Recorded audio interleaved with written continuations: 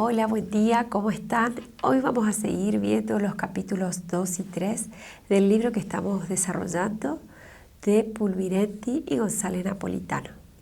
En esta clase vamos a ver cuáles son las fuentes del derecho. Y para eso es necesario comenzar haciendo una breve referencia acerca de qué son las fuentes. Las fuentes del derecho son, como lo hemos estudiado en otras oportunidades, aquellos lugares desde donde surge el derecho y van a responder a las siguientes preguntas. ¿Cómo se crea el derecho? ¿De dónde surge? Y por eso hacemos referencia a fuentes, es decir, el origen que tiene. Cuando nosotros hablamos de las fuentes del derecho, el derecho internacional de los derechos humanos, tenemos que hacer referencia a dos cuestiones particulares. Por un lado, las fuentes en sentido material y por otro lado, las fuentes en sentido formal. ¿Cuáles son las fuentes en sentido material? Las fuentes en sentido material tienen que ver precisamente con cuestiones o con estas causas que le dan origen, son los fundamentos extrajurídicos, es decir, son todos aquellos fundamentos éticos, sociológicos, culturales, políticos, sociales, y por qué no, también dicen estos autores, inclusive de carácter religioso, que van a rodear al surgimiento o al origen de este derecho. ¿Sí? Son todas esas posturas políticas, económicas y sociales que van a llevar a la creación de la norma jurídica. Por otro lado, vamos a encontrar cuáles son las fuentes formales. ¿Y de qué hablamos cuando hablamos de fuentes formales? Podemos hablar en un sentido amplio o fuentes formales en un sentido restringido o fuentes formales propiamente dichas. En sentido amplio vamos a estar haciendo referencia, por supuesto, a todo lo que tiene que ver con la doctrina, es decir, los escritos de publicistas, de conocedores del derecho, de jurisconsultos, de doctrinarios, que van a escribir y van a interpretar tanto las normas jurídicas como las sentencias y la teoría del derecho. Y también vamos a encontrar dentro de las fuentes formales en sentido amplio la jurisprudencia. ¿Y qué es la jurisprudencia? La jurisprudencia son todas las sentencias o los fallos de ciertos tribunales en un mismo sentido.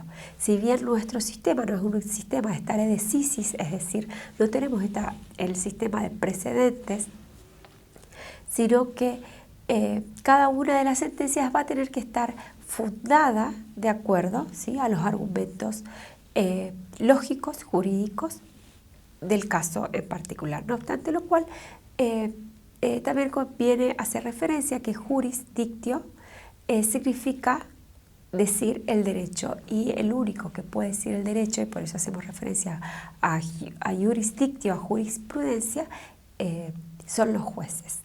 Ahora bien, cuando hablamos de las fuentes formales en sentido restringido o las fuentes formales propiamente dichas, ¿a qué hacemos referencia? El artículo 38 de la Corte Internacional de Justicia va a determinar específicamente cuáles son las fuentes de derecho para el derecho internacional de los derechos humanos. Y en este sentido vamos a encontrar tres fuentes fundamentales, y que son los tratados internacionales, la costumbre internacional y los principios generales del derecho. En primer lugar, cuando hacemos referencia a los tratados internacionales, tenemos que saber que estos son acuerdos que van a tener los estados entre sí o las organizaciones internacionales entre sí, o acuerdos entre estados y organizaciones internacionales. En cualquiera de estas relaciones que vayamos a encontrar, es que vamos a determinar que estos van a ser tratados de derecho internacional. La Convención de Viena sobre el derecho de los tratados va a hacer referencia precisamente a, es lo que nosotros conocemos como el Código Procesal de Derecho Internacional, y va a hacer referencia a todo lo que tiene que ver con la celebración, la aplicación y la validez de estos instrumentos. Esta Convención de Viena sobre el derecho de los tratados, tanto la del año 1969 como la del año 1986. Ahora, en particular respecto de estos tratados internacionales, tenemos que tener algunas cuestiones a tener en cuenta. En primer lugar, los estados tienen la posibilidad de denunciar estos tratados. ¿Qué significa que pueden denunciarse? En la jerga internacional, denunciar significa que estos mismos estados pueden renunciar a participar o a continuar siendo parte de este instrumento internacional.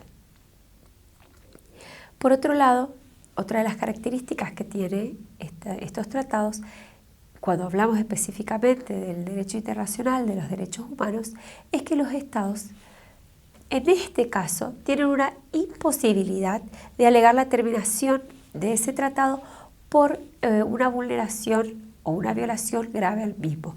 ¿Y por qué? En realidad es diferente al derecho internacional público clásico, porque estos no son acuerdos tradicionales inalagmáticos, sino que precisamente, y tienen que ver específicamente con una de las características que ya vamos a ver, es que los estados son suscriptores o signatarios, pero no son los mismos destinatarios de los derechos. Si bien ellos se comprometen a nivel internacional y son ellos los obligados, quienes son los destinatarios de esos derechos son los ciudadanos, es decir, las personas físicas.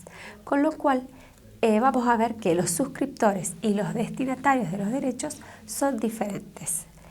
Por otro lado, hacemos referencia también a lo que son las reservas. ¿Y qué son estas reservas? El artículo 19 de la Convención de Viena sobre el Derecho de los Tratados establece que los estados pueden realizar observaciones observaciones y que son estos actos unilaterales por parte de los estados para que